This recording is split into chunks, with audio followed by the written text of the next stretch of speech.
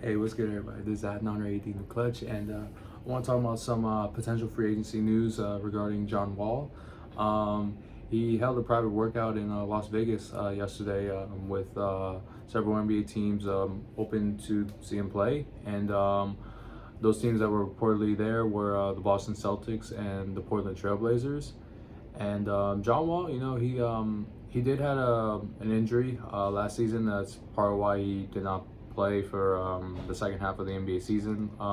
But when he did play, with the Clippers, he did have some serviceable, productive numbers. And he was a good player. To keep the Clippers accountable for the time being.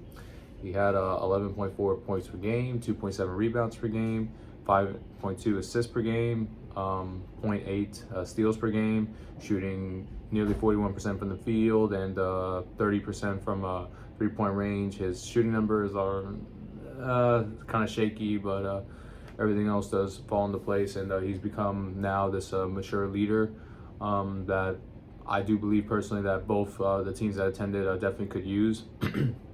In Portland's case, Damian Lillard, he's basically 1 foot in and 1 foot out the door at this point, trying to leave Portland. So they do need a veteran leader to fill that void in terms of like that locker room presence. And John Wall, he does have that. He has been trying to become that leader and the young guys, and explain what the league is like, and help them make the right decisions so they can last. He mentioned on his podcast how he tried that when he was in Houston, but that didn't work out. And now that he's with the Clippers, he's or was with the Clippers, I should say, he gained more respect, and he was like a guy that people can appreciate, around. And I do believe that these two teams would appreciate and be interested in that as well. And for the Celtics, I do believe that this is something that they could use as well. They could use veteran leadership, especially to just kind of hold Jason Tatum and most likely if Jaylen Brown comes back, keep them both accountable and have that veteran leader that they do need. I said in one of my earlier videos I thought Chris Paul would be the perfect fit for that, but obviously it turned out he ended up going to Golden State, and so I do believe that for the Celtics, this is probably like their plan B, C, D, something like that.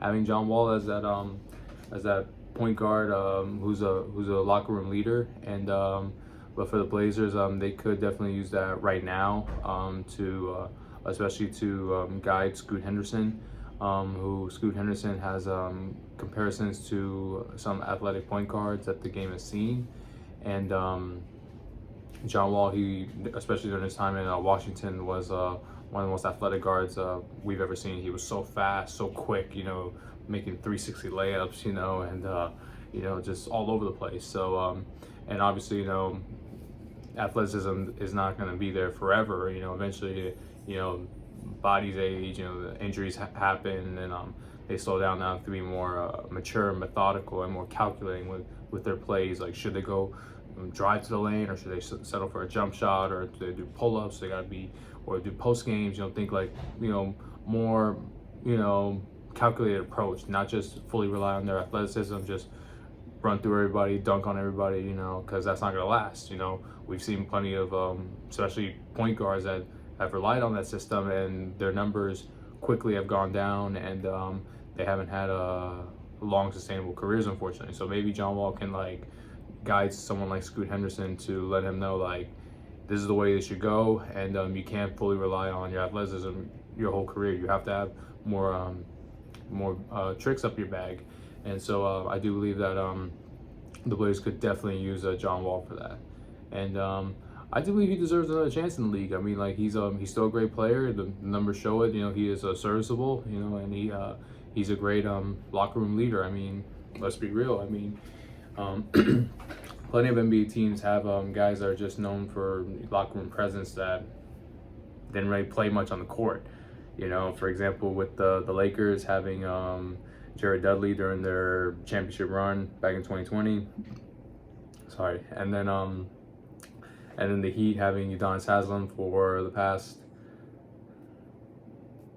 7-8 years. He's mostly been on the bench. You know, like they don't really play. I mean, and they're basically just secondhand assistant coaches. You know, that happen to be on the court. You know, once in a while, especially during blowouts and things like that, whether blowouts of their team winning or losing, but they're there to keep the chemistry in check or keep the guys accountable.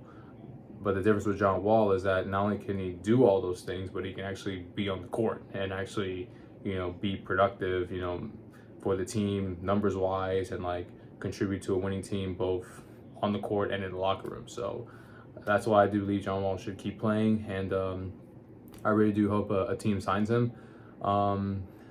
If my team, the Heat, I mean, like I would, especially if John Wall's a lot cheaper, I would definitely use him to replace Kyle Lowry, for the same role practically, that's just my personal opinion on that. But in all seriousness, I do believe that Portland should definitely look into it, specifically for Scoot Henderson and the Celtics.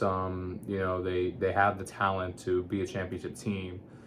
They just need that one guy, that locker room leader, that everybody can get behind and respect, And I do believe John Wall has that, because a lot of people respect his game, and like he has a lot of good reputation within his peers. So it's a good sign for whoever signs him between either Boston or Portland. And I hope John makes the right decision. And if he goes to Boston, I hope he gets a championship. If he goes to Portland, I hope he can contribute and have a longer career, and help Scoot Henderson become the perennial all-star we all expect him to be. So let me know what you guys think. Where should John Wall sign, and why? And please comment below. I certainly would like to hear your opinion. Thank you all so much. Please like and subscribe. Have a great day, and God bless you all.